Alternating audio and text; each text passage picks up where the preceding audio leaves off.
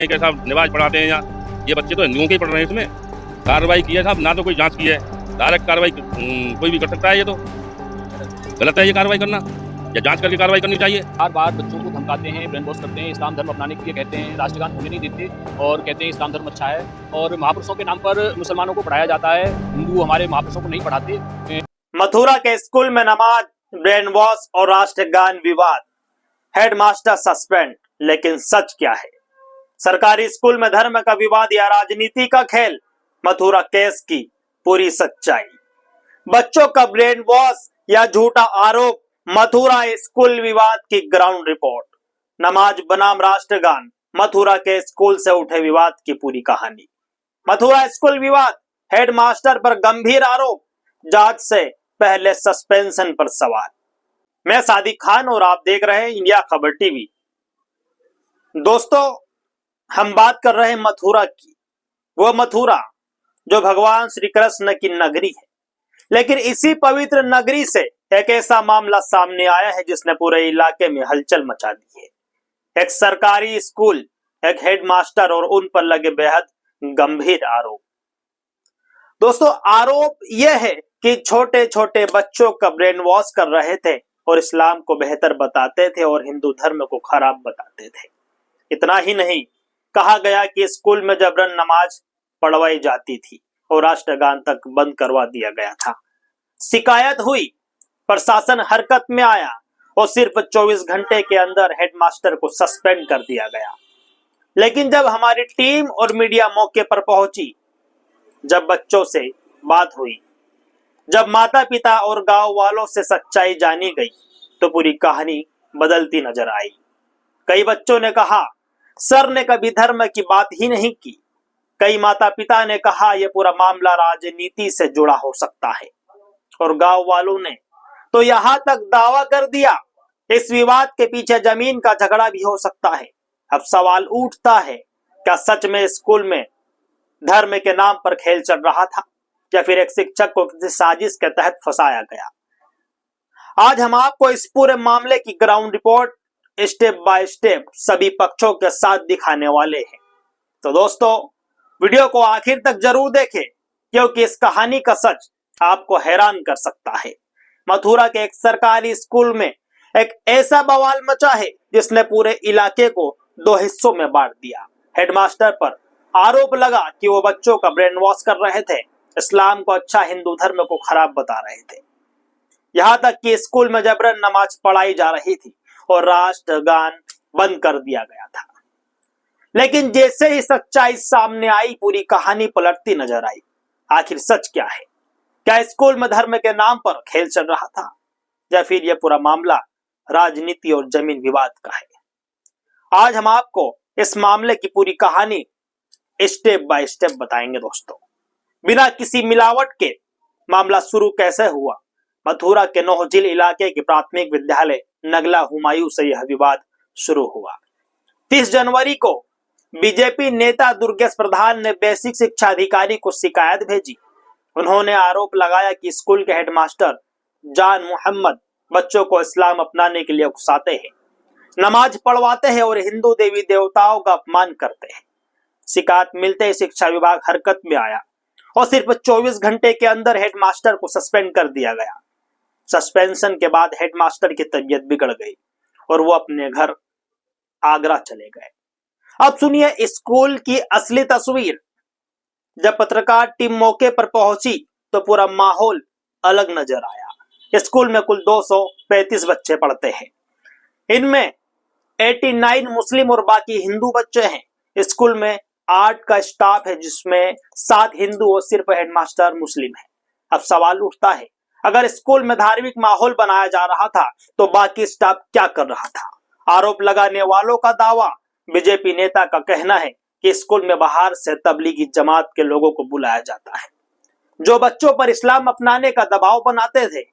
उनका दावा है कि स्कूल में राष्ट्रगान नहीं होता था और अगर बच्चे गाने की कोशिश करते तो उन्हें डांटा जाता था। उनके साथ मौजूद किसान अमर सिंह ने भी कहा कि उन्होंने कभी स्कूल में जनगण मन नहीं सुना। लेकिन अब सुनिए बच्चों का सच। जब पत्रकारों ने बच्चों से बात की तो कहानी पूरी तरह बदल गई। कक्षा 5 की छात्रा प्रियांशी ने साफ कहा, हेडमास्टर सर बहुत अच्छे हैं, उन्होंने कभी धर्म को लेकर कुछ गलत नहीं कहा। इतना ही नहीं, बच्ची ने कैमरे के सामने राष्ट्रगान सुनाकर भी दिखाया।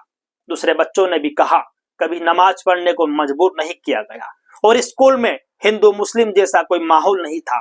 अब माता पिता क्या कर रहे हैं? एक अभिभावक ने कहा, यह पूरा मामला राजनीतिक लगता है। मेरे बच्चे रोज यहाँ पढ़ते हैं और राष्ट्रगान भी होता है। दोस्तों, गांव की महिला पूजा ने तो यहाँ तक कहा, हेडमास्टर बच्चों के लिए भगवान जैसे हैं, उन्हें बदनाम किया जा रहा है।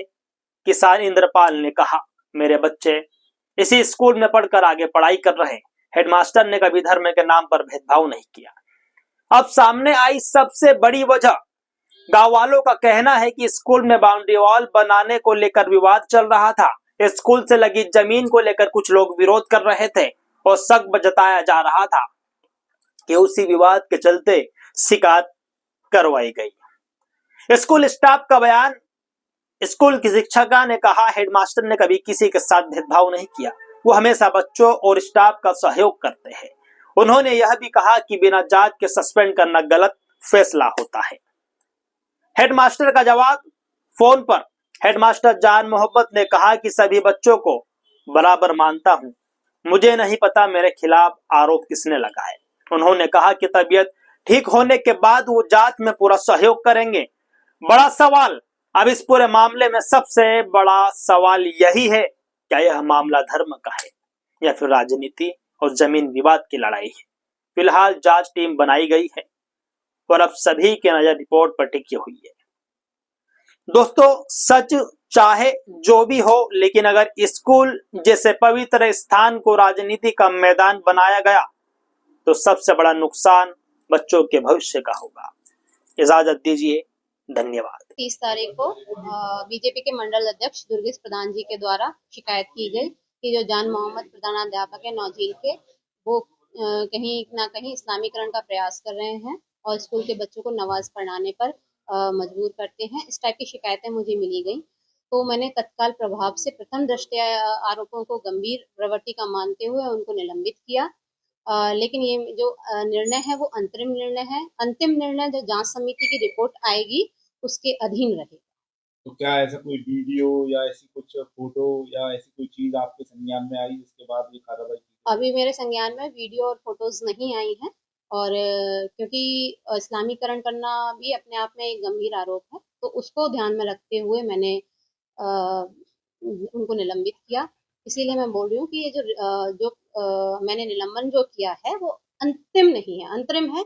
जैसे ही समिति हमारी जांच रिपोर्ट दे देगी तो हम आगे की कार्रवाई करेंगे। मैडम, ये कितने सालों से मैम आप 2007 से ये है और उससे पहले ऐसी कोई शिकायत मुझे, मैं पिछले 4 महीने से यहाँ पर हूँ, तो ऐसी कोई शिकायत मुझे उनकी ऐसी नहीं मिली है पहले। जान मोहम्मद पर एक ये भी आरोप लगाया गया है कि वो स्कूल में राष्ट्रगान नहीं कराते हैं, बच्चे करते नहीं है तो उनके साथ दुर्व्यवहार भी किया जाता है। और ये सारे सभी जितने भी आरोप हैं सबकी जो है जांच जो है समिति के द्वारा की जाएगी और मैं भी जो है उस स्कूल में जाकर विजिट करूंगी और बच्चों से बात करूंगी क्या उसमें है। जांच समिति में कौन कौन लोग शामिल हैं, किसी की जांच चल रही है? जांच समिति में खंड शिक्षा अधिकारी छाता और खंड शिक्षा अधिकारी मार्च शामिल है। हमें जी संजय पाठक। क्या ये पूरा मामला है? ये पूरा मामला है साहब, ये जो मास्टर जी हैं, मास्टर रहते हैं बहुत दिनों से हैं, ये यहाँ कम से कम हो गई 15 साल और कभी कोई शिकायत का इन्होंने मौका नहीं दिया है। या सुबह ये बच्चों से जो प्रार्थना है वो बुलवाते हैं, आप माइक पर बोलते हैं पहले, फिर बच्चे बोलते हैं पीछे से।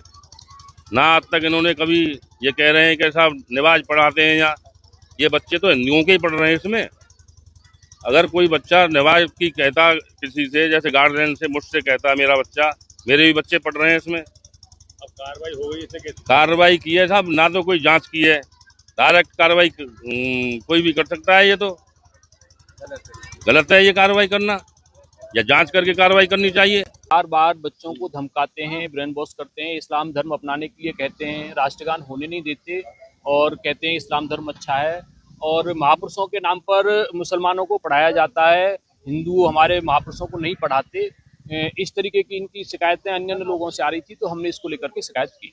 हाँ, इनका निलंबन हो गया है, बाकी टीम गठित हो गई है, जांच होगी, जो सही पाया जाएगा उसमें कार्रवाई होगी। बच्चों को देखिए धमकाया जा रहा है, बच्चों को डरा करके रखते हैं, यही तो हमारे पास शिकायत थी कि उनको कहते हैं इस्लाम धर्म अच्छा है, हिंदू धर्म अच्छा नहीं है। और इस विद्यालय से लगभग 500-700 मीटर दूसरे मोहल्ले में अलग विद्यालय है, वहाँ भी प्राथमिक विद्यालय है, लेकिन बच्चे वहाँ न पढ़ करके इस विद्यालय में पढ़ने क्यों आ रहे हैं? विद्यालय तो वो भी है। तो इन ये सब चीज़ों को देखते हुए हमें लगा कि ये गलत है, इस तरीके की कट्टरपंथी विचारधारा है इनकी। लेकिन मैं बताना चाहूँगा कि इस तरीके की अगर विचारधारा कट्टरपंथी विचारधारा है तो ये कैसी भी